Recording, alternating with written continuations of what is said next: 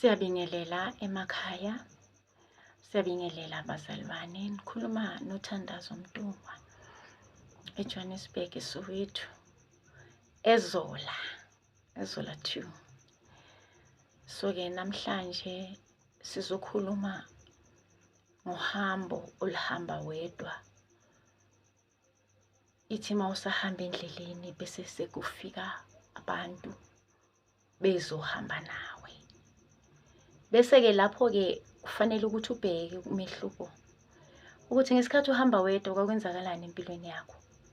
Namanje njengoba sunabantu ohamba nabo kwenzakalani, noma ngabe abantu eniya nonke emsebenzini noma niyaphi noma niyokhuleka, kodwa ekuqaleni wawuhamba wedwa wena. Wawungena inkinga, wonke ama-decision owawathatha kwakama-decision aphusile futhi uwedwa. Wawuzenza izinto ziphumelela. Kwahamba kwafika abantu empilweni yakho. Kwafika abantu uhlangabezana nabo endleleni. Seyaqala manje izinto zakho ziyashintsha. Azisabi ngalendlela ezazi ngayo. Azisabi ngalendlela nawe oyaziyo. Ubese uyamangala ukuthi hawu, impilo yami yasiyaqala nje isiyashintsha. Kunabangani abafika empilweni yakho, abanye abazalwane, abanye abathandazi. Wena uzobheka ukuthi umuntu ukhonza naye noma uwumuntu okhonzayo, owumntwana kaNkulunkulu, wenza izinto ezi-right, noma umuntu enizokhulisana naye emoyeni endleleni yokuthandaza, kanti awubuzanga elangeni.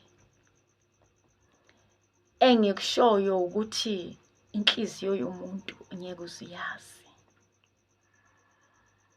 Ukujula kwenhliziyo yomuntu kwaziwa uNkulunkulu yedwa. Ngalesikhathi usahamba wedwa, khona umuntu okubhekile abesathola indlela yokuthi asondele. Lo muntu uzofika njalo ezokuvakashela, ezohlala nawe, angakhathali noma ngabe ubhizi kangakanani, afika ahlale nawe. Sisendabeni kamoya la, singazi sithi ishintshe lento. Ebebhizi nawe uze uzibuze ukuthi lo muntu wangivakashela ekseni ngisaya enkonzweni, afika umuntu azokuvakashela ngesonto. Awunaso nesibindi sokumtshela ukuthi umuntu kaNkulunkulu, ngiyalunga, ngilungisela ukuya esontweni, noma akungcono sihambe sonke. Ithi mawuthi uyamema, athi mina ngingena emnyangweni wesonto, neBhayibheli angilivuli ngoba linayithombe. Mina ngeke ngahlangana naleso simo sokuvakashelwa ngesonto ekseni. Athi umuntu ngifunda umagazini, hayi iBhayibheli. Hayi-ke muntu wabantu-ke, mina ngiyalunga-ke, ngiya enkonzweni. Lo muntu uzothanda ukuthi alibele ekuvakashela kanti ubheka iprogress. Qaphele umuntu ongafuna ukukunikeza ispace sokuthi ube wedwa. Yena uyakuthanda. Mhlawumbe uma sihambisane enikhonza naye. Mhlawumbe uma sihambisane ekuthandazeni. Mhlawumbe uma sihambisane indlela maye emsebenzini noma esikolweni. Noma iyaphi nje indlela uma sihambisane. Khona umuntu ongezi kuwe ngehlo khona umuntu ongezi kuwe ngendlela e-right. Uthe makakubona usesekude naye wayihalela impilo yakho. Yeah. wafuna indlela yokuthi asondele so that azokuwisa. Lo muntu uzombona kanjani? Uzoba nemibuzo eminingi akubuza yona. Akubuze imibuzo epersonal, izinto engafuneki ukuthi akubuze zona. Abheke impahla zakho oyigqokayo ayifune, azayithenge. Mawuthandaza aze athungise lezi ezifana nezakho. Uma ekwazi ukuthi mhlawumbe uthandaza ngoyelo, naye uzoyizwa inkulumo yakhe izoqala ikhulume ukuthi yazi mina nginomoya, yazi esontweni bathi akhuluma okungekho efuna lento yakho. Labantu abangena esigodlweni sakho bazokuvakashela, uyaye ubatshele yini ukuthi le ndawo le njengoba bekuvakashele kanje yindawo yokuthandaza, indawo yokusiza abantu. Abakwazi ukuthi abantu bafike ekuseni lize lishona la behleli. Uyatadisha lo muntu ukuthi kwenzakalani la. Yonke into yenza ibano oyikhanyisayo. Kanti uthi mekesuka la mekefika la hlala khona uyenza exactly. Uzothungisa le mpahla zakho, uzothenga le ibani zakho, zokhuleka njengawe, zokhuluma njengawe, kopa yonke into. Lowo muntu loyo uzokuwisa. Umuntu uyadinga ukuthi akunikeze isikhala, isikakhulukazi ngoba wena uyakhuleka. Uyadinga ukuthi akunikeze isikhala.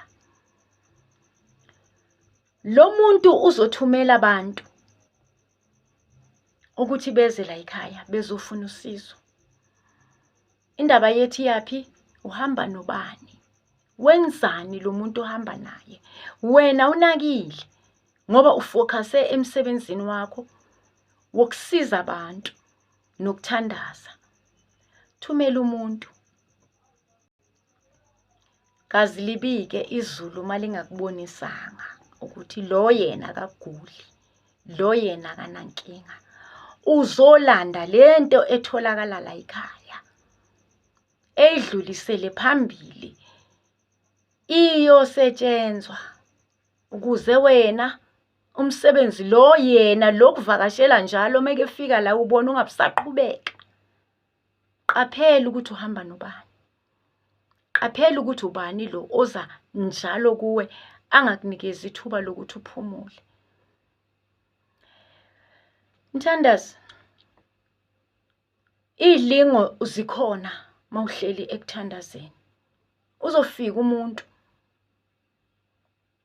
engagule ngenalutho ezenze ngathi uyagula. Ungamboni. Umsize umuntu. Thathe le washo. Thathe whatever umnika yona, thathe le ntambo. Ziyahanjwa ziyonikezwa omunye umthandazi noma omunye umthakathi. Lo mthandazi othandaza wrong uyosetshenzwa wena. Uyosetshenzwa ukuthi abantu bangasangeni. Uyosetshenzwa wena ukuthi ugule. Gulela ukufa. Umuntu uma akakulimaza kanjalo akakulimazeli ukuthi uphile. Uyosetshenzwa. Muhle umuntu okhuleka yedwa kodwa abe nabozakwabo. Ithi lapho uma ethi ukhulekisa abantu kube khona okumhlulayo noma ngakuboni kahle, azi ukuthi udlulisela kozakwabo. Hayi umngani oza njalo la. Cha, hayi umngani. Wena umthandazi. Unomsebenzi wena wokuthi ukhuleke. Muhle umthandazi ohlala yedwa ukuze akwazi ukuthola isikhathi sokuthi ethandaze, efocus ezintweni zakhe. Hleli wedwa ukuze lesithunywa sikwazi ukukwembatha. Uhlezi wedwa uzokwazi ukuthi ufunde izwi, uhlezi wedwa uzokwazi ukuthi ulalele umoya. Uhlezi wedwa ukuthi uzokwazi ukuthi noma isilingo singena ukwazi ukusibona. Ngeke ukwazi ukuthi unomoya wokukhulekisa abantu, uhlezi ubhizi unabangani, akwenzeki kanjalo. Uhamba nobani? Khona umuntu othi meke fika empilweni yakho, lalela, kunomuntu othi meke fika empilweni yakho, zilunga izinto zakho.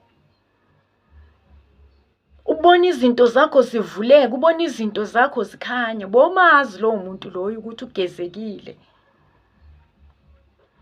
Akushiwo-ke ukuthi umuntu uma esekhona onjalo empilweni yakho, mbambe, angabisahamba. Cha, umuntu nomuntu unengilosi yakhe ahamba naye.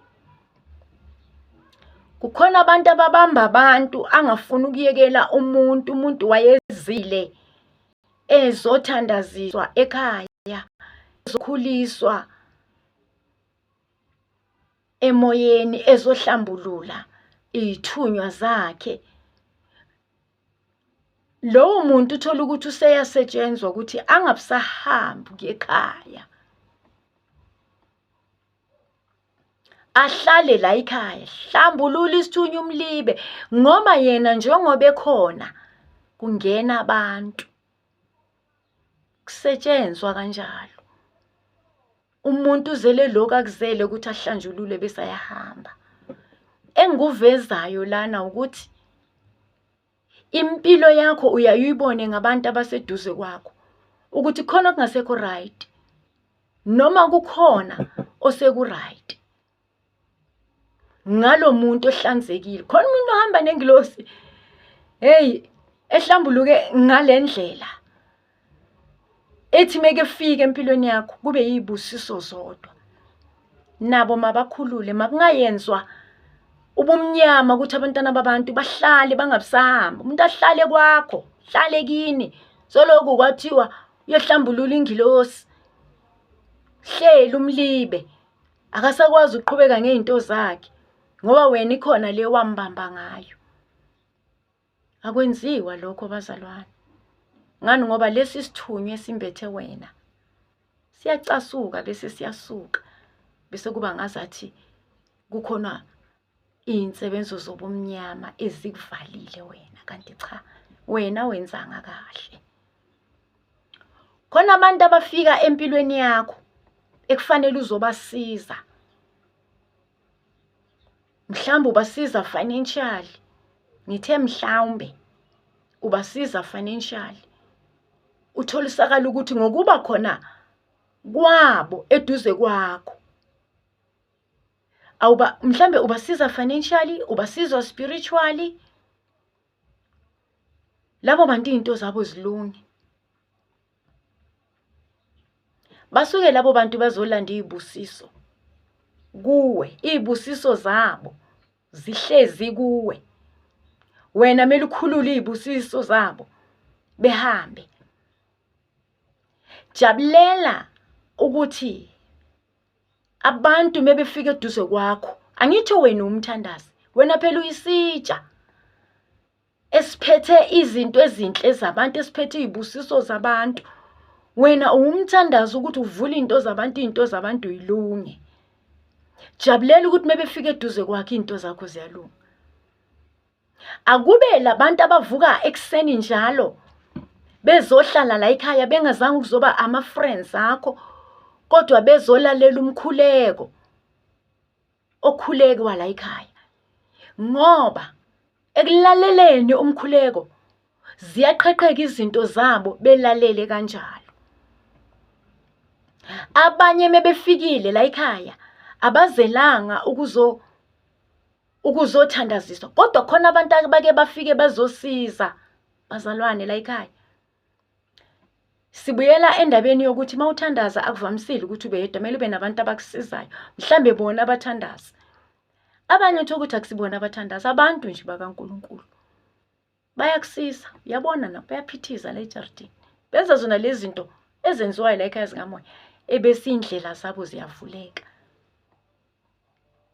Manje kuyafuna ukuthi bese uyabakhetha abantu ukuthi uhamba nabantu abanjani. Ulalela nasemlomeni mebekhuluma ukuthi bakhuluma kanjani.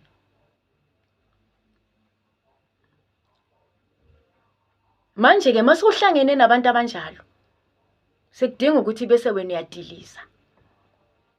Udilize. Ikhona indlela yokubadiliza.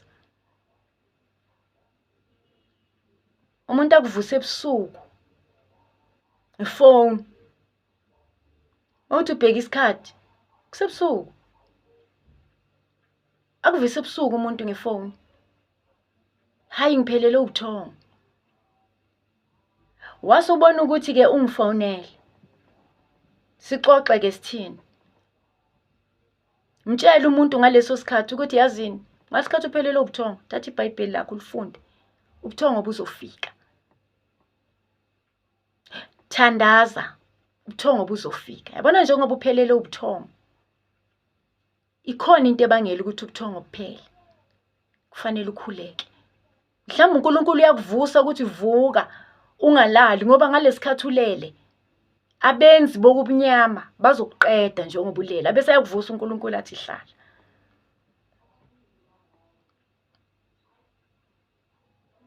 Uhamba nobani?